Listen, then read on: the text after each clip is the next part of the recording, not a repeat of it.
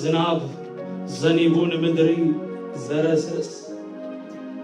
ምድር ድማ ተበቆልን ተፈሪን ከም ዝገብር እግዚአብሔር ሆይ እትኻብ አፈይ ዝወጽእ ቃል ከምኡ ኢልካ ሃሞ ዝሎሚ ዝንገር ቃልካ እግዚአብሔር ሆይ ከምኡ አስሊጡ ዝመለስካው ንጸልያለሁ እግዚአብሔር አባቴ ሆይ ልብ ነፍስ ወከፍ ንቃልካ ዝተኸፍተኸውን ብሽሙድኻ ኢየሱስ ክርስቶስ ንጽልይ ኣለና ከምኡ ስለ ዝገበርካዮ ተመስገን ብሽም ኢየሱስ አሜን። ኢየሱስ ጎይታይ እንኳን ደህና መጻኹም ካብዚ ዝጸንሐ መንፈስ ምጻውጻይ መጻካኒ አሜን። በአምልኮ ጥራይ ዋላተ ዝውድኦ ነርና እግዚአብሔር ኦሬዲ መልእክቱ ሕሊፉ አሜን ነው። ኢየሱስ ጎይታይ አሜን። እንታይ ላ ሰላሜ ክዝምር ኮላ ካብቲ ዘመረቶሲ ተትደግምዮ ደስ ንበለኒ ህሉፈይ ኢላ ህሉፈይ ረሲዐ ኢላ ምሽ አሜን አሜን። ሎሚ ህሉፍና ከረሳዕናይ አሜን ዶ ንቅድሚት ምኻድ ክኾነና እዩ እዚ ቃል ክንሰምዖ ኢና በዚ ቃል ድማ ንቅድሚት ምኻድ ክኾነና እዩ ኢየሱስ ጎይታ እዩ። ኩላህና መጽሐፍ ሩት ክነውፅና ምዕራፍ 1 ክነንብብ ኢና ማይክ ተይብካይ ምሳሚት ጽፎን እዩ እንታይ ባርካ ምዕራፍ 1 ንውሕ ዝበለ ንሓፂር ግዜ 18 ከንብበልናዩ ኩላትኩም መጽሐፍ ቅዱስኩም ከፊትኩም ምሳና ከተንብቡ ደስ ይብለኒ። መጽሐፍ ሩት ምዕራፍ 1 ካብ ቁጥሪ 1 እስካብ 18 ዘሎ ሕጂ ክነንብብ ኮነ ድማ በቲ መሳፍንቲ ዝገዝኡሉ ዝነበረ ዘበን ኣብታ ሃገር ጥሜት ኮነ። ሓደ ሰብኣይ ምስ ሰበይቱን ክልተ ደቁን ካብ ቤትልሔም ይሁዳ ኣብ ምድሪ ሞዓብ ክቕመጥ ከደ። ስም እቲ ሰብኣይ እቲ ኤልሜሌክ፣ ስም ሰበይቱ ከዓ ናኦሚ፣ ስም ክልቲኦም ደቁ እውን መሐሎንን ኪልዮንን ይበሃሉ። ኤፍራታውያን ካብ ቤትልሔም ይሁዳ ነበሩ። ናብ ምድሪ ሞዓብ መጺኦም ከዓ ኣብኣ ተቐመጡ። ኤልሜሌክ ሰብኣይ ናኦሚ ድማ ሞተ እሞ ንሳ ምስ ክልቲኦም ደቃ ተረፈት። ንሳቶም ከዓ ሞዓባውያን ኣንስቲ ኣእተው። ስምታ ሓንቲ ዖርጳ፣ ስምታ ካልአይቲ ድማ ሩት ነበረ። 10 ዓመት ዝኣክል ኣብኡ ተቐመጡ። መሐሎንን ኪልዮንን ከዓ ክልቲኦም ሞቱ። እታ ሰበይቲ ድማ ካብ ክልቲኦም ደቃን ካብ ሰብኣያን ተረፈት። ሽዑ ንሳ ኣብ ምድሪ ሞዓብ ከላ እግዚአብሔር ንህዝቡ ከም ዝበጽሖም እንጌላ እውን ከም ዝህቦም ሰምዕት እሞ ንሳ ምስ ክልቲአን ኣንስቲ ደቃ ተንሲኣ ካብ ምድሪ ሞዓብ ተመልሰት። ንሳ ክልቲአን ኣንስቲ ደቃ ከዓ ምስኣ ካብታ ዝነበረታ ቦታ ወፀት። ናብ ምድሪ ይሁዳ ክምለሳ ድማ መንገደን ከዳ። ናኦሚ ከዓ ንክልቲአን ኣንስቲ ደቃ ኪዳ ነፍሲ ወከፍክን ነናብ ቤት ኣዴኽን ተመለሳ። ከምቲ ምስቶም ምዉታትን ምሳይን ዝገበርክንኦ እግዚአብሔር ምሳኻትክን ምሕረት ይግበር። ነፍሲ ወከፍክን ኣብ በቤት ሰብኣይክን ዕረፍቲ ክትረኽባ እግዚአብሔር ይሃብክን በለተን። ሽዑ ሰዓመተን ንሳተን ከዓ ድምፀን ዓዋቢለን በኸያ። ኣይፋልናን ንሳኺ ደኣ ናብ ህዝብኺ ንምለስ በልዓ። ናኦሚ ግና ደቀየ ስለምንታይ ምሳይ ትኸዳ ተመለሳ ደኣ። ደጊምዶ ሰብኡትክን ዝኾኑ ደቂ ኣብ ከርሰይ ኣልዮምኒ ደቀየ ሰብኣይ ከእቱ ኣረገየ እሞ ኪዳ ደኣ ተመለሳ። ተስፋ ኣሎኒ እኳ እንተዝብልሲ ዕረ ሎሚ ለይቲ ሰብኣይ እንተዘእቱ ኣወዳትካ እንተዝወልድ ንሳቶም ክሳዕ ዝዓብዩሎ ክፀንሓ ይኽእል። ምእንቲ እዚ ኸ ሰብኣይ ከየተኣተወተኽንዶ ክትነብራ ይኽእል። ኣይፋልክን ደቀ ኢድ እግዚኣብሔር ኣባይ ወፅያ እሞ ካብ ንኣኻትክንሲ ኣዝዩ ንኣይ ይመርር በለተን። ሽዑ መሊሰን ድምፀን ዓዋቢለን በኸያ። ዖርጳን ሓማታ ሰዓመታ ሩት ግና ምስኣ ተጸግዐት። ንሳ ድማ ሰበይቲ ሓሙትኪ እንሃ ናብ ህዝባን ናብ ኣምላኻን ተመሊሳ። ንስኹን ደድሕሪ ሰበይቲ ሓሙትኪ ተመለሲ በለታ። ሩት ግና ሓዲገኪ ካባኺ ንድሕሪት ከይምለሲ ግዲ ኣይትበልኒ። ናብ እትኸድዮ እኸይድ፣ ኣብቲ ሓድርዮ ከዓ ኣሓድር። ህዝብኺ ህዝበይ ኣምላኽኪ ድማ ኣምላኸይ እዩ። ኣብታ ትሞትላ እመውት ኣብኣ ድማ ኽበር። ንኣይን ንኣኽን ብጀካ ሞት ካልእ እንተፈልዩናስ እግዚአብሔር ከምዚ ይግበረኒ ከምዚ ከዓ ይወስኸኒ በለት። ምስኣ ንምኻድ ከምዚ ቆረፀት ምስ ረኣየት ምዝራባ ሓደገት። ቁፅሪ 14 መወዳእታ ግዜ 14 ሽዑ መሊሰን ድምፀን ዓቢለን በኸያ። ዖርጳን ሓማታ ሰዓመታ ሩት ግና ምሳናሃ ናብ ህዝባ ተጸገት ኢየሱስ ጎይታይ ሎማዓልቲ ድሕርዚ ትምህርቲ ከም ኾነና አሜን ምስትነፍቅሮ ጎይታ ምስትነምልኾ ጎይታ ምስትናትና ዝበልናዮ ምጥባቅ ከሆነና አሜን ዶ እንታይ ይብለና ዝሁሉ ከም ዘንበብኩሞ ቅድሚ ናብቲ ቀንዲ ሐሳበይ መሕላፈይ ክጅምር ኮሎ እንታይ ኢሉ ይጀሚሩ ከተንብቦ ኮሎኹም እንታይ ኢሉ ኮነ ድማ በቲ መሳፍንቲ ዝገዝኡሉ ዝነበረ ዘበን ኢሉ ይጀምር ቅድሚ ናብቲ ቀንዲ መልእኽተይ መሕላፈይሲ ብዛዕባ እዚ ዘመን ንእሽተይ ነገር ክዛረብ ይደሊ መእተው ኾነኒ አሜን ብዛዕባ እዚ ነገር ወይ ድማ እዚ ፍጻሜ ዝተፈጸመሉ ዘመን ምፍላጥ እንታይ እዩ ዝረዳአና እንደህር ኢልና ነገራት ስለምንታይ ከምቲ ዝኾነ ኮይኑ ክንፈልጥ ይሕግዘና ስለዝኾነ አሜን እንታይ ኢሉ ከምቲ ቀዲምና አቢልና ክነንቦ ጸናሕናሲ በዓል ናኦሚ ኣብ ግዜ መሳፍንቲ እዮም ነይሮም መሳፍንቲ ዝገዝኡሉ ዝነበረ ዘመን ማለት ድማ ከምቲ ቃል አምላክ ኣብ መሳፍንቲ ኸይድኩም ከተንብብዎ ከለኹም በተደጋጋሚ ኣብ ዝተፈላለየ ክፍልታት ትረኽብዎ ኣብቲ ዘመንቲ መሳፍንቲ ገዝኡሉ ኣብ ዝነበረሉ እዋን እንታይ ይብለና መሲልኩም በቲ ግዜቲ ኣብ እስራኤል ንጉስ ኣይነበረን እሞ ነፍስ ወከፍ ቁኑዕ ኮይኑ እተረኣዮ ይገብር ነይሩ ቁኑዕ መሲል እንደህር ተራእየካ ትገብረሉ ዘመን ነይሩ በዓል ናኦሚን ኤሌሜሌክን ዝነብሩሉ ዝነበረ ዘመን በቲ ዘመንቲ መጽሐፍ ቅዱስ እንታይ ይብለና ጥሜት ኮይኑ ኣብቲ ምድሪ ምክንያት አይነግረናኒው ግን ፍሉጥ እግዚአብሔር ኣብ ዘይብሉ ጥሜት አለ ናይ እግዚአብሔር ህልውና ኣብ ዘይብሉ ሁሉ ጊዜ ከኪሳራን ጥፋትን አለ እንታይ ይብለና በቲ መሳፍንቲ ዝገዝኡሉ ዘበን ኣብቲ ምድሪ ኸኣ ጥሜት ኮነ ይብለና ጥሜት ስለዝኾነ እዚኦም ድኻታት ኣይኮኑን በዓል ኤሌሜሌክን ናኦሚን እዞም ሰባት እንታይ ኢሎም ኣብዚ ምድሪ እዚ ጥሜት ተላዒሉሎ ጥሜት ኮይኑሎ ንሕና ኣብዚ ምድሪ ጸኒሕና ዘለና በሊና ክንውድእ ኢና ክንጠፍእ ኢና ኢሎም ሓሲቦም ኣብ ቅድሚኦም ቁኑዕ መሲሉ ዝተረኣዮም ነገር ክገብሩ ከም ዘለዎም ስለዝተረድኦም እዚ ክነንብቦ ጸናሕና ቃል እንታይ ይብለና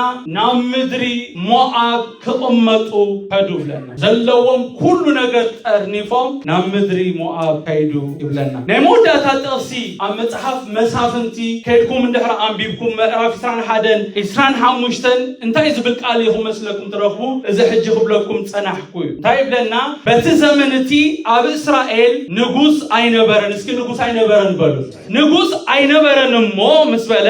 ነፍስ ወከፍ እትቆን ቁኑዕ ኮይኑ እተረአዮ ይገብር ነበረ አነን የማን ዝኸይድ ቡ ቁኑዕ ኮይኑ ዝረአይ ንዘሎ ታይሉ በየማን ኸይድ ተሓደ ካብ ጸላቅ በጸጋም ኸይድ ተሓደ ንቅድሚ ተሓደ ንድሕሪት ማለት መራኺ የለን ንጉስ አይነበረን እሞ ነፍስ ወከፍ እትቁኑዕ ኮይኑ ተራእይ ይገብር ነበረ ዝብል ቃል ኢና ንረክብ ድሕሪ መሳፍንቲ መጽሐፍ ሩት ይመጽእ ማለት ታስዋይ ክጅምር ኮሎ ኮነ ድማ በቲ መሳፍንቲ ዝገዝኡሉ ዘበን ኢሉ ጀሚሩና ብድሕሪኡ እንታይ ከም ዝኾነ ከዘንትወልና ጀሚሩ ማለት ሎም እምበኣር ብዛዕባ ውጽኢት ናይዚ ክንብሎ ጸናሕናን እቲ ጎይታ በዚ ቃል ገይሩ ንዓና ክዛረብ ደልይዎ ዘሎ ሓሳብ ክንርኢና መጽሐፍ ሩት ምዕራፍ 1 ቁጥር 1 ክጅምር ኮሎ ከምቲ ክብሎ ጸናሕኩ ኮነ ድማ ኢሉ ይጅምር ከምቲ ኩላህና ንፈልጦ ኮነ ድማ ኢሉ እንድሕር ጀሚሩ ብዛዕባ ሓደ ኣቐዲሙ ዝኾነ ነገር ወይ ድማ ተፈጸመ ነገር ከዘንትወልና ከም ዝደሊ ዝሕብረና ቃል እዩ ማለት እንታይ ይብለና እቲ ዝኾነ ነገር ክነግረና ኮሎ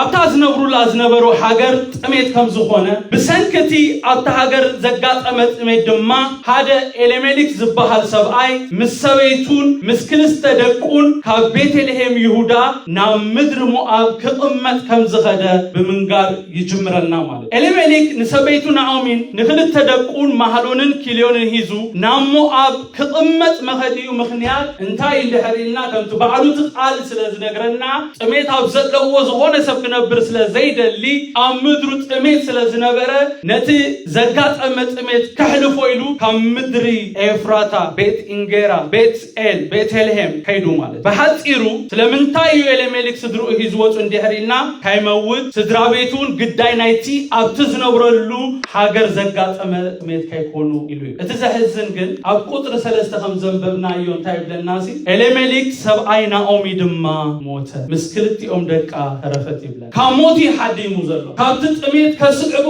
ዝኽእል ነገር ይዝሓድም ዘሎ እግዚአብሔር ተዘይብልካ መሕደም ይብልካ ካብ እግዚአብሔር ድምፂ ሰሚዕኻ እንድሕር ዘይወፂኻ ብጀካ ኣብዝሎሚ ንሪኦ ዘለና ፍጻሜታት ካልእ ነገር የለን ቁጥሪ 3 ክነንብብ ኮለና እንታይ ይብለና ኤሌሜሌክ ሰብኣይ ናኦሚ ድማ ሞተ ንሳ ምስ ክልቲኦም ደቃ ተረፈት ይብለና እቲ ጥሜት ከስዕቦ ዝኽእል ጉድኣት ፈሪሁ ገዛርሱን ቤተሰቡን ከድህን ኢሉ ተሰደ ኤሌሜሌክ ኣብቲ ዝተወሰነ ጊዜ ከዕቆበላ ኢሉ ዝኸደ ምድሪ ሞዓብ አቡ ተሪፉ ኣብ ቁጥሪ ሓደ ዘንበብናዮ ብቕመፅ ዝብል ቃል ቴምፖራሪ ስቴይ ማለት ንግዚኡ ካብቲ ጥሜት ንኽሞልቕ ጥራይ ንናይ ጊዜያዊ ነገር ጥራይ እዩ ኸይዱ ፐርማነንትሊ ኣብ ሞዓብ ክነብር ኣይኮነን ከይዱ እግዚኣብሔር ተመሊሱ ክሳዕ ዝበፅሓ ነዛ ምድሪ እዚኣ ክሳዕ እዚ ኩሉ ዝኾነ ኣብ ዝንፅናሕ ኢሉ እዩ ከይዱ ነይሩ እዚ ትቕመፅ ዝብል ቃል ብዕብራይስ ከይድኩም ድሕር ሪኢኹሞ ጉር ዝብሎ ቃል እንታይ እዩ ትርጉሙ ንእተወሰነ እዋን ምፅናዕ ወይ ድማ ጊዜያዊ መፅንሒ ማለት ንሞዓብሲ ከም ጊዜያዊ መፅንሒ እዩ ተጠቂሙላ ነይሩ ኤሌሜሌክ ከምቲ ኣቀዲምና ዘንበብናዮ እቶም ክልተ ደቃ ድሕሪ ሞት ኣቦኦም እንታይ ይብለና ክልቲኦም ድማ ኣንስቲ የእተው ካብ ሞዓባውያን ተመሪኦም እቶም ነቲ ኣብ ምድሪ ኣጋጢሙ ዝነበረ ጥሜት ከሕልፉ ኢሎም ኣብ ምድሪ ሞዓባውያን ንሓፂር እዋን ክቕመጡ ኢሎም ዝኸዱ ከምዚ ኣብ ቁጥሪ 4 ነንብቦ ድሕሪ ምምርዓው ን10 ዓመት ዝኣክል ኣብ ምድሪ ሞዓብ ተቐሚጦም ንሳቶምን ማህሎንን ኪሎንን ከም ዝሞቱ ንርኢ ቀፂሉ እንታይ ይብለና ናኦሚ በይና ምስተን ኣንስቲ ደቃ ዝኾና ኦርጳን ሩትን ተሪፋ ይብለና ካብ ጥሜት ከሃድሙ ካብቲ ቴምፖራሪ ኣጋጢሙ ዘሎ ሽግር ከሃድሙ ክብሉ ናብ ምድሪ ጥፍኣት ከይዶም ናብቶም እግዚኣብሔር በቃ ኣብ ምስኦም ክፅምበሩ የብሎምን ዝበሎም ካብቶም እግዚኣብሔር ዝፅየፎም ሰባት ናብኦም ከይዶም ክዕቆቡ ኢሎም ነቲ ጊዜያዊ ሽግር ከሕልፉ ኢሎም ሰብኣያ ሞይቱ ክልተ ደቃውን ሞይቶም ከምታ ቀዲመ ዘንበብኳ መሳፍንቲ 25 በቲ ዘበን እቲ ኣብ እስራኤል ንጉስ ኣይነበረን እሞ ነፍስ ወከፍ እቲ ቁኑዕ ኮይኑ ተራእዩ ይገብር ነበረ ዝብለና ዞም ሰባት ቁኑዕ መሲሉ ዝተራእዮም ነገር ገይሮም ግን ጥፍኣት ኣስዒቡሎም ነፍስ ወከፍና ዝቃል እዚ ክነስተብለሉ ይደሊ ኣለሁ እቲ ንጉስ ኣይነበረን እሞ ዝብል ቃል ኣብ እስራኤል ንጉስ ኣይነበረን ክብለና ከሎ እግዚኣብሔር ኣብ ገግዚኡ ከምታ መጽሓፍ መሳፍንቲ ነንብቦ ጃጅስ ኣየተሰኣሎም ፈረድቲ ኣየተሰኣሎም ነበረ ማለት ኣይኮነ ንጉስ ኣይነበረን ማለት እግዚአብሔር ኣብ ዝተፈላለየ እዋን በዓል ዲቦራ ይኹኑ ካልኦት ዲዮም ኣብ መሳፍንቲ ንረኽቦም በዓል ሲምሶን ዲዮም ጊድዮን ዲዮም ኣየተሰኣሎም ነበረ ማለት ኣይኮኑን ህዝቢ እስራኤል ክሳዕ ንሳሙኤል ከም ኩሎም ህዝብታት ዝፈርደልና ንጉስ አንግሰልና ዝብልዎ እሞ ካብቲ ሓቀኛን ዘለዓለማውን ዝኾነ ንጉስ ዝዓልው እግዚአብሔር ባዕሉ ንጉሶም ነይሩ ስለዚህ ንጉስ ኣይነበረን ኣብ እስራኤል ንጉስ ኣይነበረን ማለት ህልውና እግዚአብሔር ኣይነበረን እግዚአብሔር ኣይኮነን ዝመርሖም ነይሩ መራሒ ኣይነበሮምን ነይሩ እስራኤል ብዘይ መራሒያ ነይራ ይዝብለና ዘሎ ኣብ ቀዳማይ ሳሙኤል ከና እንደህር አንቢብና ምዕራፍ 8 ቁጥሪ 7 ከንብቦ ስሆም ካብ ላዕሊ ካብ 5 ጀሚርኩም ተንብቡ ትኽእሉኹም እንታይ ይብለና መሲልኩም እግዚአብሔር ድማ ንሳሙኤል በሎ ኣነ ካይነክሶም ንዓዮም ዝነዓቁ እምበር ንዓኻ ኣይኮኑን ዝነዓቁ እሞ እዞም ህዝቢ ብዝብሉኻ ኩሉ ቃሎም ስማዕ አንግሰልና ከማ ሓዛብ ኢሎም ግን መኒ ነይሩ ኣብቲ ህዝቢ ነጊሱ ነይሩ ሳሙኤል ዋላ ፈራዲ እንኳን ተኾነ ሳሙኤል ንብዙሕ ዓመታት እንተፈረዶም መኒ ግን ኣብ ሳሙኤል ኮይኑ ዝፈርድ ነይሩ እግዚአብሔር እስከበሉ ልክ ዓይኒ በቃ ስኻ ዓሪካ ኢኻ ከማሃ ገይሩ ዝዳንኤልና ውሉድ ኣይወለድካን ውሉድካውን በቃ ጉቦኘታት እዮም ብቁኑዕ ዝፈርዱ ኣይኮኑን ካብ እግዚአብሔር ሰሚዖም ዝፈርዱ ኣይኮኑን ምስ እግዚአብሔርን ኮኔክሽን ዘለዎም ኣይኮኑን ስለዚ ንዓና ዘዋፃና ንስኻ መቃድካ ኣይተርፍን እዩ ስለዚ ካል ንጉስ ሽመልና ኢሎም ሽዑ እግዚአብሔር በቃ ሱፀልዩ በቃ ሓዚኑ ጉህዩ ግን እግዚአብሔር ታይልዎ መሲልኩም ንዓኻ ኣይኮነን ንዕኦም ዘለው ንዓኻ ኣይኮነን ኣይንደልን ዝብሉ ዘለው ነዝናተይ መሪሕነት እዮም ኣይንደልን ዝብሉ ዘለው ስለዚ ዝብሉኻ ኩሉ ቃል ስማዓዮም ግን ካይሎ ስርዓታት ንጉስ እንታይ ምዃኑኻ ምሱ ጌርካ ፍልጦም እዩ ቅድሚ እዚኦም ሰባት ንጉስ አንግሰልና ምባሎም እግዚአብሔር ይነሩ ንጉሶም ኣብ ትንቢት ኢሳያስ 33 22 ከይና ንብብ ቆለና እንታይ ይብለና እግዚአብሔር ፈራዲና እግዚአብሔር ሓጋጊ ሕግና እዩ እግዚአብሔር ንጉስና ይሞ ንሱ ከድሕነና እዮም ዝብሉ ነይሮም ንንጉስ ዳዊት ኣይኮነን ዝርዩ ነቲ ኣብ ንጉስ ዳዊት ተቐሚጡ ኮይኑ ኣብ ንጉስ ዳዊት ተቐሚጡ ዝፈርድ ኣምላኽ እዮም ዝርዩ ነይሮም ንሳሙኤል ኣይኮነን ኣብ ሳሙኤል ዝነብር እግዚአብሔር ነይሩ ኣብ ሳሙኤል ዝቕመጥ ኣብ ሳሙኤል ኮይኑ ንህዝቡ ዝመርሕ نيرو እግዚአብሔር ታይሉ ናዓየም ነያው ስለዚህ ንጉስ ኣብ እስራኤል ንጉስ አይነበረን ክብለና ሆሎ ፈረርቲ አይነበሩ ማለት አይኮነ ይሁን አለሁም ህሉና እግዚአብሔር ናይ እግዚአብሔር አብሮነት ናይ እግዚአብሔር ምሳኻ ምጓዝ እንደህር ዘየሎ ውጪቱ ዝንሪኦ ነገር እስራኤላውያን ኣብ ቅድም እግዚአብሔር ክፉ ይገብሩ እግዚአብሔር ካን ጸላቶም አህሊፉ ይቦም ነይሩ ኣብ ጊዜ መሳፍንትን እንብቦ መጽሐፍ መሳፍንትን ደራምቢኩም ሁሉም ምስመረሮም ድማ ጭቆና ምስመረሮም ካብ እግዚአብሔር ምዕላው ዘኽፍሎ ዋጋ ምስራአዩ ናብ እግዚአብሔር ድማ ይምህለሉ መኸዲ ይብሎም እንኮ ዜሮም ናቡ የምዝሞጹ በይኑ ይከድሕኖም ዝከአሉ ስለዚህ ምስመረሮም ናብ እግዚአብሔር ይምህለሉ እግዚአብሔር ድማ ሐደሰብ ካብ ማእኸሎም ብምትንሳ ካብ ጸላእቶም ይድሕኖም ነይሩ መጽሐፍ መሳፍንቲ ዳርጋ ብሙሉኡ ነዚ ዝመስል ታሪክ እዩ ዘሓዘይ ስለዚህ ንምንታይ ነዚ ዘምጻልኩም ዘለኹ ኣብ እስራኤል ንጉስ አይነበረን ማለት እምበኣር እቲ ህዝቢ ብገዛ ርእሱ ብዘይ መራሒ ነይሩ ማለት ሊደርስ የድዩናይ ብፍላይ ድማ ናይ እግዚአብሔር መንፈስ ዘለዎም መራሒ ንመራሕትኻ ዘይምስማዕ ንመራሕትኻ ብመራሕትኻ ኣቢሉ እግዚአብሔር መልእኽቲ ዘሕልፎ ዘይምስማዕ ብኣገልገልትኻ እግዚአብሔር ዝዛረቦ ዝሓለፈ ሰሙን እንታይ ተማሂርና ብልብኹም ሲ ንመንገድኹም ሕሰቡ ሓሲብና ዶ መፂና ኣለና ከመይ ኣሎ ህይወተይ ኢልና ዶ መፂና ኣለና ምስ ኣምላኽ ሲ ከመይ ዝመላለስ ዘለኹ አማይ ኦን ዘ ራይት ትራክ ኢልና ዶ መፂና ኣለና እግዚአብሔር ናይ ምዝራብ ወልፊ ስለ ዘለዎ አይዛረብን እግዚአብሔር ዝዛረብ አምላኽ ስለ ዝኾነ ይዝዛረብ አሜን አሜን ግን ዝሰምዕ እዝኒ ዘላቱኻ ክሰምዕ ይደልዩ ኣብ እስራኤል ንጉስ አይነበረን ማለት ድማ ኩሉ በገዛ ርእሱ ይነሩ ማለት ካብዚ ህይወት የድህነና አሜን ዶ ስድራቤት ኤሌሜሌክን ናኦሚን ግዳይ ናይዝ እዮም ኮይኖም ምርህት ኣብ ዘይብሉ ኩሉ ጊዜ ጥፋት አሎ ከምቲ ኣብ ምሳሌ 11:14 ዝነግረና እንታይ ብለና መሲልኩም ጥበበኛ መምራህ ኣብ ዘይብሉ ህዝቢ ሲንግል ሰብ አይኮነን ህዝቢ ይወድ ብምብዛሕ መከርት ግና ደሃን ይርከብ አሜን አሜን ንጉስ ሓደ ካብቲ ስሩሑ ንህዝቡ መምራህ ንህዝቡ ምህላው ምክንኻን ምምካሪ ንጉስ ወይ ድማ ካብ ጎይታ ዝኾነ መራሒ ኣብ እስራኤል ብዘይ መንባሩ ጥበበኛ መምራህ ብዘይ መንባሩ ክጽምበርዎ ዘይግባእ ህዝቢ ተጸምቢሮም ቤተልሔም ኣዲጎም ናብ ሞዓብ ከይዶም ናልባት ኣብ ዝደው ኢለ ዘለኹ ዛዕባ የበዓል ናኦሚ ኤሌሜሌክ ውድቀት ክዛረብ ኣብ ዝደው ዝበልኩ ኸይ እግዚአብሔር ግን በዚ ቃል ገይሩ ዝዛረበና ሚስጥር ኣለዎ አሜን አሜን ዞም ሰባት ሓሊፎም እዚ ቃል ግን ክሳሕጅሎ ሳሕጅን ዝዛረበሉለና እግዚአብሔር ድማ ሎሞም በዚ ቃል ገይሩ ይዛረበና ኣሎ ናብ ሞዓብ ብምኻዶም ቀዳማይ እንታይ ይኾይኑ እንደህሪልኩም ዘለዎም ኩሉ ሲኢና ንሱ ጥራሕ አይኮነን በአብዩ ኤሌሜሌክን ማሐሎንን ኪልዮንን አቡጠፊዮ ደህር ናኦሚ ንሩት አስዒባ ቤተልሔም ምስበፀት ተዛረበቶን ደህር ይኹሞ እዞም ሰባት ጥርሖም አይኮኑን ተሰዲዶም እንታይ ላመስልኩም ናኦሚ አነ መልእየ ኸድኩ ኢላ ታሙሉ ተወይን ካብታ ዓደኻ ዘይተቀመጥ ክትከስር ክትጠፊል ካዶ ይኸይ ሞሃና ሞዓብ አነ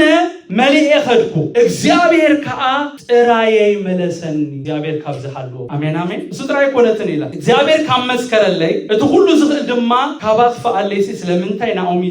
ትብላኒ ኣለኸን በለተን እዚ ዝነብሮ ዘለኹ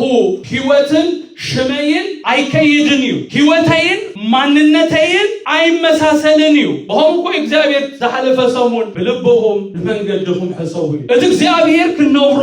ደሊና ዘሎን ንሕና ንነብሮ ዘለናሲ ከመይ ኣሎ ኮምፔር ግበሩ እዩ ዝብለና ዘሎ ፈትሹ እዩ ዝብለና ዘሎ ናኦሚ እንታይ ኢላ ከምቲ ምስ እግዚአብሔር ተማኺራ ካብ ምድራ ዝወፀት ምስ እግዚአብሔር ተመያይጣ እግዚአብሔር ኢልዋ ከም ዝኸደ ኩላህና ቆምዚና ንገብር ዝኾነ ጥፋትና ብህይወትና ክመጽእ ከሎ ዝኾነ ኪሳራና ብህይወትና ክመጽእ ከሎ ከምዚ ጸሊኻ ምስ እግዚአብሔር ተዘራሪብካ ምስ እግዚአብሔር ግዜ ወሲድካ መንፈስ ቅዱስ አዘራሪብካ ሓቲትካ ከም ዝወፀ ሰብ ንእግዚአብሔር ብሌም ትገብሮ ዑይሬካሞ ይሓዝ ናኦሚ እንታይ ኢላተ እግዚአብሔር ካብ መስከረለይ እቲ ሁሉ ዝኽእል ድማ ካበኽፋል እግዚአብሔር ኣይኸፍእን ዝግበር እግዚአብሔር ከምቲ ንጽልዮ ጸናሕና የጸብቕ እምበር ኣይኸፍእን እዩ አሜን ዶ ንሕና ግን መንገድና ክሳዕ ዘየስተኻኸልና ኣብቲ ናይ እግዚአብሔር መስመር ክሳዕ ዘይኣተና ነገራት ክበላሸውና ብግድዩ ነገራት ምስ ተበላሸው ንእግዚአብሔር ብሌም ኣይንግበሮ አሜን ዶ እምኮ ኢልና መጽሐፍ ቅዱስ ምሽ ኩሉ ጽቡቕ ውህበት ካበይ ክፉእ እንድሕር ተቐቢልናልና ካብኡ እግዚአብሔር ኣይኮነን እግዚአብሔር ጽቡቕ ጥራይ ዝህብ አሜን ዶ كابق فعل كامس كرليلاش نجزابير كت وقصو جميرة بملآت وزيا ترحز تمرسلت له مستر كم تعدي مزولكو كل تزوسد وسقمتي بزينا إجزابير مرهي منبار لو إجزابير نفسه كفنا مستوى عليها بنا نحنا عزين استباركنا سباتنا آمين دو مسنجركوهم سلمنتاي كم زبلا الله آمين كتب لهم آمين دو نحنا بتمود أتا زمن إجزابير كل أخوين زبلو منفس قدوس زلنا سباتنا آمين دو بزي مراحي أيكون كونيس كبرو أيتسمعون كتهلو تخيلي خبر مراحي كاب إجزابير تواهيبو كايو نقوس تواهيبو كايو آمين دو كمانا تتعدل السب يلن كمانا استبارك السب يلن مراحي زخونة ممهر زخونة كاب سلاسي حالة زخونة منفس قدوس نزل على مسانخ نبر تواهب الناس سباتين آمين دو تراسبو كويكونكا زمر حلكا سن انتلكا بدحريت كوينو بقدميت كوينو زخوبكم أملاخ علك آمين دو أريا باولوس هبكالاي كورنتوس كلتا 14 تايلو جناخيلو ناتي بخريستوس كل ساعة كل ساعة بلو ناب عوض زمرحنا آمين دو إذا تقبلنا يزلنا منفس ناب عوض زمره آمين دو جناخنا بخريستوس كل ساعة ناب عوض زمرحنا بعنا ون معازا فلتأتو أب كل بوتا سكاب كل بوتا بلو wherever you are na እግዚአብሔር መንፈስ ንሳኻክ ሳብ ዘሃለወ ንስኻ ጥዑም ጥራይኻ ትሸት ህይወት ጥራይ ዝተካፍል ሰሪኻ አሜን ዶ ግብርነት በክርስቶስ ኩል ሳናብ አወዝ መርሐና በአናውን ማዓዛ ፍልጠቱ አብ ኩሉ ቦታ ዝገልጽ አምላክ ይሁን አሜን ዶ ረባል ኤሌሜሊክሲ ከምዝነህና ዘለና መላሂ አይነበሮምን ንጉስ አይነበረን ስለዝበለና ዙመርሖም ጋይድ ዝገብሮም ዘማኽሮም ዝግበር እዚ ትግበር ዝብሉ አብ ዓለም እኮ አቱም ሰባት እዚ ንነብሮ ዘለና ዓለም ማለት እጂ ባንክ ክትከይድ ኮለኻ ንነፍስ ወከፍ ዘማኽሩሎ ፋይናንሻል አድቫይዘር አለው ብዛዓ ሞርጌጅ ተለሊኻ ብዛዓ ሞርጌጅ ዘማኽሩ ካለው ንሁሉ ዘማኽሩሎ ምግርሙሳን ጥቅሙና አኻይ ንሕናውን ዘማኽረና አለና ቅድም ዝኾነ ነገር ምግባርና ግበር አይትግበር ዝብል መንፈስ አሎና አሜን ዶ ባል ኤሌሜሊክሲ ተተራዮም ዝገብሩ ሰባት ነይሮ ኮሙስ ለዝነበሩ ኻኸሲሮ አነ ንስኻትኩም እንከ ነትክ መርሐና ምሳና ዘሎ መንፈስ ዝኾነ ነገር ቅድም ምግባርና ንውከሶዶ ከመይ መንፈስ ቅዱስ ዘለና ህብረት ሎማነ ነገርኩም አሎ ዲያብሎስ ክብለጸልና ናይ እግዚአብሔር ፍቃዳይ አብ ኩሉና ገዛና በአወት ክንመላለስ መንፈስ ቅዱስ ተዋሂቡን አሜን ከምታ አዲ መዝበልኩ አነ ንስኻትኩም ትምህረና አቅምን ክእለትን ክሆነና ንዘል ዓለም ምሳና ክነብር ዝመጸ አባና ዘሐደረ ሸውዓተ መዓልት ብሰሙን 24 ሰዓት አብ መዓልቲ 365 አብ ዓመት መዓልቲ አብ ዓመት ዘይፍለየና መንፈስ ቅዱስ አለን አሜን አሜን ዲስአድቫንቴጅ ግን ከውና እግዚአብሔር ፍቃድ አይኮነ እዚ ምድር ይኮነን ሽግር አብዝክ ትባረክ ይምጪ አሜን በሉ በጎሳ ቆሊ ለሞ ካብ አዲን ምታይወጽ ካብ አዲ ዘይረኸብኮ ኮይ አብዝ ዝረክብ ዘለኹ አቀይ ለሐከንዲ ስለዚህ እግዚአብሔር ክባረከካ አብዝ ምድር ምጽካቴለካ አሜን ይሃትብ ኢየሱስ ጎይታይ አሜን አሜን አሜን ዝቦሉ ተባሪኹ እንሪዮ አሜና ኢየሱስ ጎይታይ ሎሚ አነ ነገርኩም አለሁ ደድሕሪ ናይ ስጋ ድሌታትና ምኻድ ደው ነብለሉ መዓልቲ እስከ አሜን በሉ ነዚ ክፍልዚ እናንበብኮ ካብ ዘሕዘነኒ እሞኻ በዝቃል ገረኒ ህይወትና ክፍትሾ ከለኹሲ በቃ ከም ገለ ዝገበረኒ ቃል ከም ብበልኩ እንታይ ብለኩም መሲልኩም ቁጥር 6 ሽዑ ንሳ ይብለና ናኦሚ ማለት እዩ ሽዑ ንሳ ኣብ ምድሪ ሞዓብ ኮላ ኣብቲ ኩሉ ነገራ ዝሰኣነትሉ ኣብቲ ኩሉ ነገራ ሉዝ ዝገበረትሉ ምድሪ ኸላሲ ይብለና እግዚአብሔር ንህዝቡ ከም ዝበጽሖም አታጥቃል እኮ ኢንቴንሽናል እኮ እንጌራውን ከም ዝሃቦም ሰምዐትሞ ካለ ነገር ኮይ ኮነና እንቀሳቀሱዋ አታካበን ጌራም ዘንቀሳቀሱ እግዚአብሔር ይፍለየኩም አሜን ዶ ናይ ምድር ነገር ይዘንቀሳቀሳኒ ጥሜት ኮይኑ ገዲፋቶ አዳ ጽጋም መስኮነ ተመሊሳ አይህዝን በጣም ይዘህዝን ንሳ መስከልተ አንስት ደቃ ተንሲያ ካብ ምድር ሞዓብ ተመልሰት ይብለና ሁሉም ሉዝ መስገበረ ሁሉም መስከሰረ ናኦምን ስድራ ቤታን ንእንጌራም ና ሞዓብ ተሰዲዶ እግዚአብሔር ንህዝቡ ከም ዝበጽሖም እንጌራውን ከም ዘሃቦ መሰበእ ድማ ካብ ምድር ሞዓብ ክልቴን አንስት ደቃ ሲዒባ ናብ ቤተልሔም ክትምለስ ጉዕዞ ክትጅምር ኮላ ንሪ ደሞ ጎይታን ነፍስ ወከፍና ካብ ከምዚ አይነት ህይወት የውጻና አሜን ከመይ ሰብ ዘመኑ ሙሉ ንናይ ስጋ ድሌት ጥራይ ዝነብር አጆሁ ናብ ትዕጹም አቢልናና ንኸይድ ዘለና ኢየሱስ ጎይታይ አሜን ናኦሚ 75 ሞተታይ ተመልሰት ናኦሚ ክልተ ደቃውን ምሳአነት ናብ ምድራይ ተመልሰት ክትስ ካብት ዘላቶ ቦታ ክትስሙ ናብ ምድራ ክትምለስ ዝገበራ እንጌራይ እግዚአብሔር ይሰውርኩም አሜን ዶ እግዚአብሔር እኮ መጽሐፍ መጽሐፍ ቅዱስ ክነግረና ሆሎኮ መጽሐፍ ቅዱስ ንሓጽእ ንጻዕድቕንሲ በማዕረ ጻሕይ ዘውጽይላ ከምግበካ ቀሊል ንንጌራ ኢልካን እግዚአብሔር ንምድራዊ ነገር ኢልካን እግዚአብሔር ሸላይ ተዓዘሉ ትርፉ ኪሳራይ ሎም ብዛዕባ ናኦሚን ስድራ ቤታን ክዛረበኩም ኢለይኩም ኣብዚ ደው ኢለ ዘለኹ አሜን ቀንድ ካሕልፎ ዘለኹ መልእኽቲ ቶም ንሳቶም ምክንያት ስለዝኾኑ ንጥራይ ሎሚ ከምታ አንቶይ ሳም ዘንበበና ቁጥር 14 ብዛዕባ ምጽጋዕ ዝብል ቃል ከካፍለኩም ደለ ዘለኹ ኣብዛ ሓጸረ ደቃየ ወዱአ እግዚአብሔር ይመስገን አሜን መንጸፍ ተነጽፉ ስለዘሎ ርግጠኛ እግዚአብሔር ከም ትመርጹ አሜን እንታይ ብለና ቁጥር 14 ሽዑ ኪዳ በቃ ናኦሚ ሰቢኻተ ስብከታስ ክኸፍ ማዓት ተስፋ ካብዚ ሁሉ ነገር ተስፋ ዘሎ ነገር ክትሰማ አይትኽእልን ይኻ that's why ምዘይኮ ኔጌቲቭ ጥራይ ምዝኾኑ ሰባት ክትቀርቡ ዘይብልኩ ተስፋ ሆሩጽኹም ቃል ዘለዎም ሰባት ተጸብቁ ትኽእል ይኻ ናብ ዝብሉኻ ተጸብቁ ናኦሚ ሲ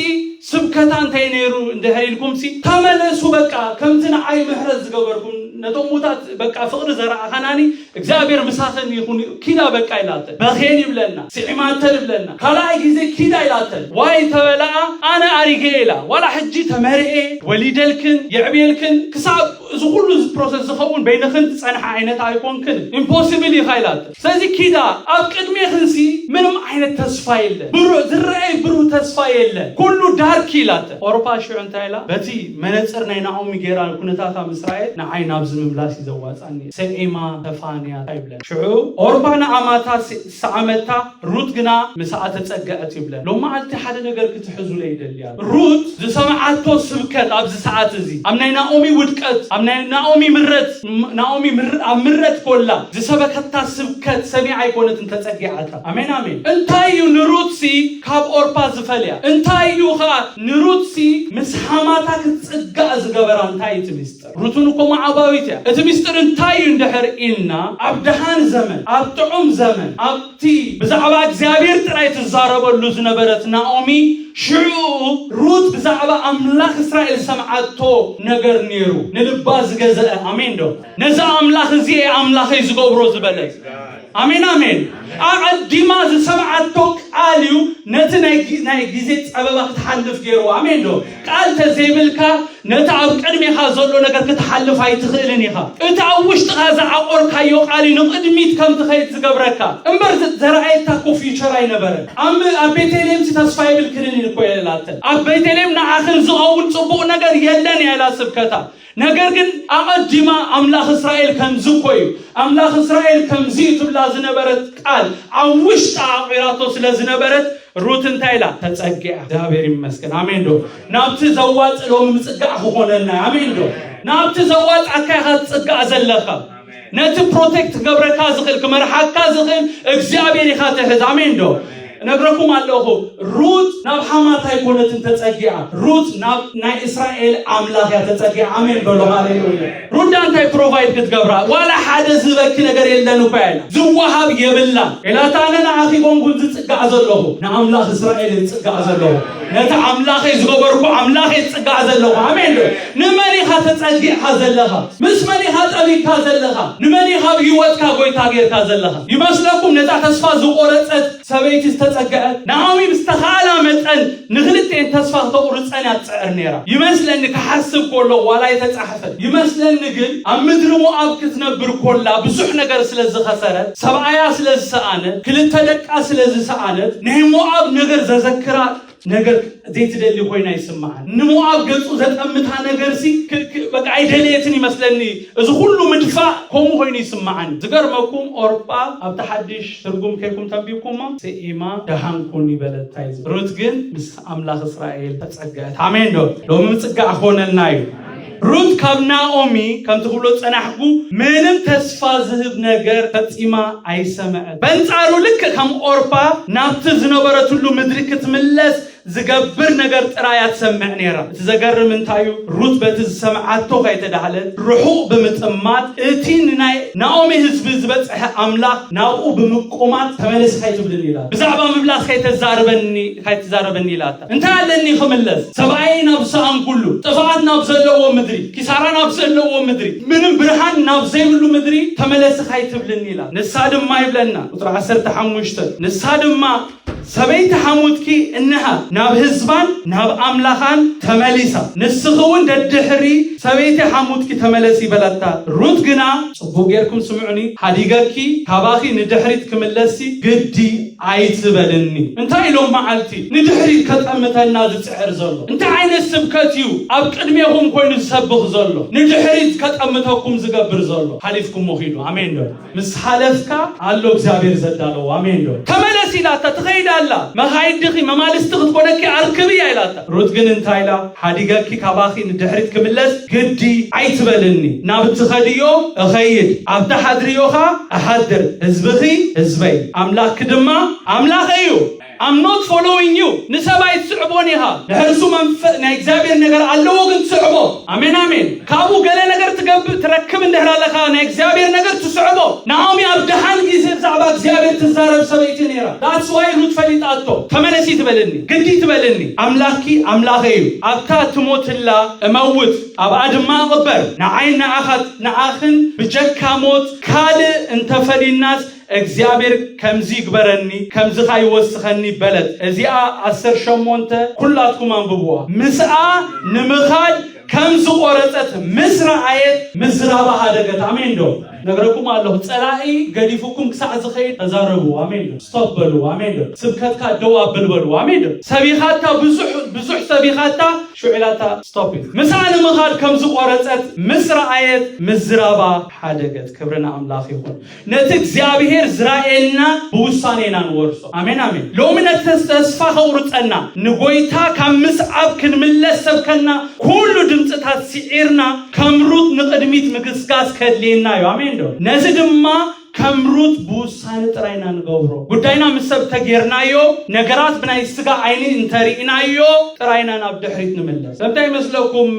زلوت زبحال سباي نتي لوم نغر مريصو ابراهام قال ديرو كقال بلو رخيبو እግዚአብሔር ታይሎ መስሉካ ነቀድሚት ንሰሜን ንደቡብ ንምዕራብ ተመላለስባት ይሉ ተመላስ ይበካለው ናአኻ ዝገርመኩም ሎጥ ናት እግዚአብሔር ንአብርሃም ዘሃቦ ኮይኑ እሱ ናቱ ይበሉስካ ናቱ ናብ ሰሜን ንደቡብ ንምዕራብ ምስራቅ ክብል ያህሲበን ንምብራ አሜን አሜን ክብርና አምላክ እሱና የአብርሃም ምድሪ ነሩ አንን ስኻለ ህዋትና ይሉ ክንባሳ የለናን ይሉ ስለዚህ ስኻና ዝተኸይድካ እሱን ስለተዋሃበን ናቡ ኸይደ ናብ ዝተልካ እሱና ተዩ ናቡ ኸይደ ስለዚህ ምርጫና አኻይበካለሁ ይሉ ጥምጥ ምሰበለ ግሪን ረገር ህዋተይ አሃተይ ግሪን ነገር ይሁም አይትራ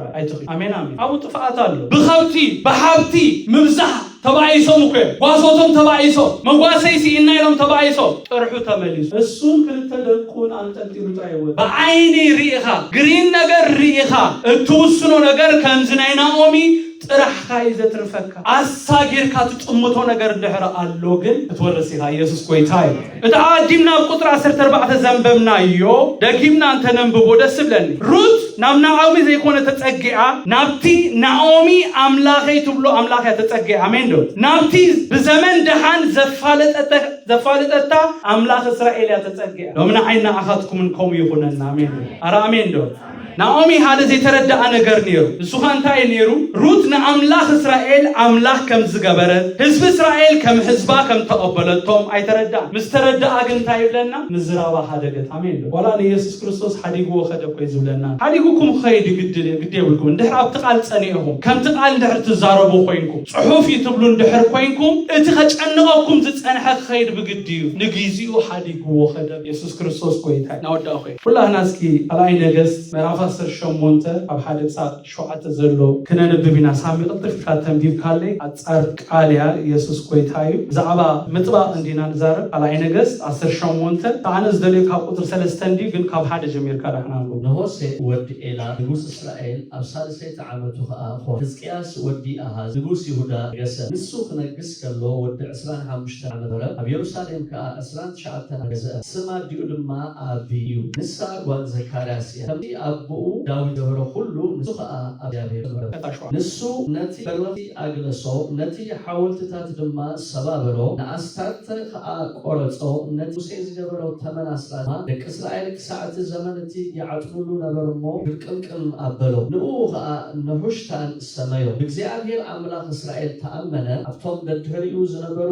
ኾነ ኣብቶም ዝነበሩ ኩሎም ነገስታት ይሁዳ ከምኡ ዝበለ ኣይነበረን ንሱስ ኣብ እግዚአብሔር ጠበቀ ከምስዓቡ አየግለሰ እግዚአብሔር ንሙሴ ዝኣዘዘው ትእዛዛት እውን ኣለው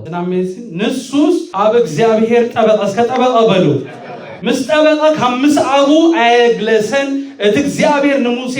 ዝኣዘዘው ትእዛዙን ሓለወ ቁጥር 7 እግዚአብሔር ድማ ምስኡ ነበረ ኣብ ዝወጾ ዘበለ ቀንዓሉ ካብ ንጉስ አሶር ከዓ ዓለወሙ አይተገዛአሉን ገዚእዎ ዝነበረ አይግዛአን ክብል ዝገበሮታይ ተጨንቆ ዝነበረ ዘገብሮ ዝነበረ አረኖ ክንደ ተጠንቂቅና ሰሚዕና ያለን አይፈልጥኔ ክደግመልኩም ይገን ዳብር ሎምትን ጠብቆ ይደሌናሉ ንሕዝቅያስ ካብቶም ድሕሪኡ ዝነበሩ ኮነ ኣብቶም ቅድሚኡ ዝነበሩ ኣብ ኩሎም ነገስታት ይሁዳ ከምኡ ዝበለ አይነበረን ተባሂሉ ክጻሓፈሉ እንታይ ስለዝገበረ ነገረኩም እቲ መልሲ ኣብትክነም ቦጸናሕና ቃላሉ ቀዳማይ በእግዚአብሔር አምላክ እስራኤል ተአመነ አምንታይ ኢና ተአሚና ዘለና ሪኹም ኣለኹም ስፍራና ንሓድገሉ ሚስጥር ኣብ እግዚአብሔር ዘይምእማናይ ኣብ እግዚአብሔር ተአመነ ሰብ ስፍሩ አይሓድግን እዚ ካብቶም ድሕሪኡ ዝነበሩ ቅድሚኡ ዝነበሩ ክበልጽ ዝገበሮ ሚስጥር እንታይ ሎም ጎይታ እንታይ ይዝብለና ዘሎ ቀዳማይ ለኩም በእግዚአብሔር አምላክ እስራኤል ተአመነ ብለ ካልአይ እስከ ኣብ እግዚአብሔር ጠበቀ በሉ ሳልሳይ ከምስዓቡ አየግለሰን ከተልክስ ዝገብሩ ነገራት ብዙሕ እዮም ጉዕዞ ምስ ጀመርካ ከምዝና ይሩት በቃ ተመለስ ዝብሉ አይዋጻካን ዝብሉ ስብከታት ዝሰብኩ ብዙሓት እዮም ግን አየግለሰን አሜን ዶ ስለምንታይ እንደረልኩም ምስ እግዚአብሔር ጠበቀ ሰብ ስለዝነበረ አሜን ዶ ሽዑ እንታይ ኑራባይ ትእዛዛቱ ሓልይዎ ነዚ ሁሉ ምስ ገበረ እግዚአብሔር ምስኡ ስለዝነበረ ኣብ ዝኸዶ ይቐንኦ ነበረ ይብለና አሜን ዶ ኣብዚ ዘለና ክቐንዓና ዘይንደሊ ሰባት የለን ምቅና ኣብ እግዚአብሔር ይዘሎ አሜን ዶ እግዚአብሔር ይዘቃነ አሜን ዶ ነህምያ እንታይሉ ንሕና ባሮቱ ተንሲእና ክንሰርሕና አምላክ ሰማይ ድማ እንታይ ገብረናይ ከቅናዓልና ይምቅና ካብ እግዚአብሔር እዩ ስለዚህ ወያኻይ ቃናዓልካ ማለት አይኮነን ብዙሕ ኢፈርት ስለዘውጻኻ ክሳኻ አልካይ ማለት አይኮነ እዚ ኣብ እግዚአብሔር ጠበቀ ዝብል ቃል ወሳነ ቃል እዚ ጠበቀ ዝብል ቃል በዕብራይስጥ ዳው ባክ ይብሎ ታይ ማለት መስልኩም ምጥባ ምጽጋ ምጽና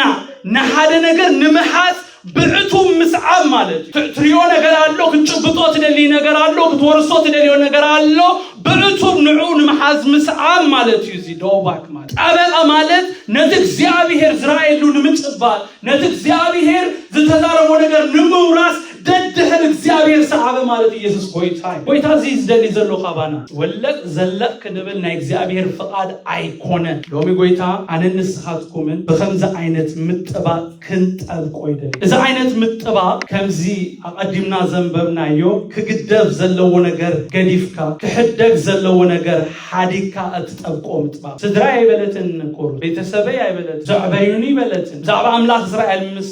ሰማዕቲ ምስ ፍቅር ሂዙ አሜን ናቡ ጥራይ ዘብል ፍቅር አቲው አሜን ዶ ሎምኻሙ አትወኩም አሜን ዶ ካል ዘይትናፍቁሉ ፍቅር ክፈሰኩም አሜን አሜን ድሕሪው ጥራይ ዘጉይ አሜን ዶ ስብከት ናይ ካል ምንም ንድሕሪ ዘይብለካ ማለት ኢየሱስ ጎይታ እዚ ምጥባቅ ምጽጋ ዝብል ቃል ኣብ መጽሐፍ ሩት በተደጋጋሚ ንረኽቦ ቃል መጽሐፍ ሩት ባዕለሁም አንብቦ አዚዝ ባርኽ መጽሐፍ አነ ናብ ካል ኸይዳይ ካል ኣብ ምዕራፍ 2 ቁጥር 8 እዚ ምጥባቅ ዝብል ቃል ትረኽቦ ይኹም ምዕራፍ 2 21 ምዕራፍ 2 23 ከይድና ክንንብብ ኮለና ብትግርኛ ወላ ተፈልየ ትርጉም ምልጋብ ምጽና ምጥባቅ ዝብል ዓይነት ትርጉም ተሃቦ እቲ ቀንዲ ቃሉ እሱ ዳውባክ ዝብል ቃል አሜን ነው እዚ ልገቢ ዝብል ቃል ልገቢ ይልዋ ናብ ኒውነጆ አይትበሊልዋ ንሩት ናብትን ዘብል ነገር ይብልከል ይልዋ በቃ ኣብ ምስተን ጉዞ አቴሲ ልገቢ አሜን እስከ ልገቢ በል ምስ ዘዋጽ አካም ልጋብ አሜን ነው ريخالها نجزابير مسمرت كايو تمستر أبزي زلو نجزابير مسمرت كايو نسويو استيبناتكا زمرحو آمين دو أنا جالس أخوها يبلنيلا أيفلتوني زعدي زبرت سوا يفلتوني جن كابتز نجار كني تبجيسة جزء عتيديو سلاسي كيدنا يمقرام مقرام دي إلا مدنني رزات غرينيا أروب كبارة مقرام سبحانه أبو تاري هو هجسي كخيدنا هذا فلت تاريخ نيرو مالتي كيدة بقى فيبر أبزرخو كله سي عرميلا هجي تحسب ترديكم الله بعد فاستر نمنا تغرينيا ترافيك بينهم هجسي كخيدنا مسكلت يوم أنا يسأل ستيب زابيريو زمرحو لنا يكلامنا آمين دو كيديلاس نابت فيوتشر نبرة آتي آمين دو دوم زابير كومو قبري آمين دو نابتخنا أتوزل لنا خطونا آمين دو أتوم مسبلت أمناي بوئيس غرات نبصار خيباتو آمين آمين ريم سبلا دما مغنياتوم زابيري أوردين زغبرو مش دي دا تقسمها ستيب that's it أوردين غيرو نابت دا بوئيس مساعته بوئيس كا بسوحات أولد كله أيضا يتقال كبادة كدانا ناي من تايو زني تاي كونة المتيا ناي مقارم كدانا يغيرا نورمال ناي مقرام كدانا يغيرا نورمال كدانا صيد عددني لا تسرح وانا قرات مسرع ياسي أقالبو سناب أخوين እግዚአብሔር ይመስገን አሜን ዶም ሞገስኩም ከመለስ አሜን አብዛአተኩም ወና እግዚአብሔር ሞገስ ይዛሁም ከሆነ አሜን ሪያ ቢልዋ شعو بزن بزو كاب زغرات موصا يليك كمتي نناومي زرعخيو فقري دنغات بقى نابزن نابتن كايتبليلو እግዚአብሔር ይመስገን አብዝ ጥራይ ጥባቅ ይሉ አሜን ዶ በረከትከ አብዚ ዘለው አሜን ዶ በረከትኩም ምስ እግዚአብሔር ይዘሎ ንሱ አምጥባቅ ይዘሎ ካብዘልና ያድንስኢና ሃሌሉያ ኢየሱስ ጎይታይ ሩትም በአር በመጽና በመጥባቅ በመልጋ በመስዓብ ናብዝን ናብትን በዘይ መባልያ በረከት እግዚአብሔር ረኺብ አሜን ዶ لو من عين أخذكم من كومو خون النايو مسوخن تقعين آمين دو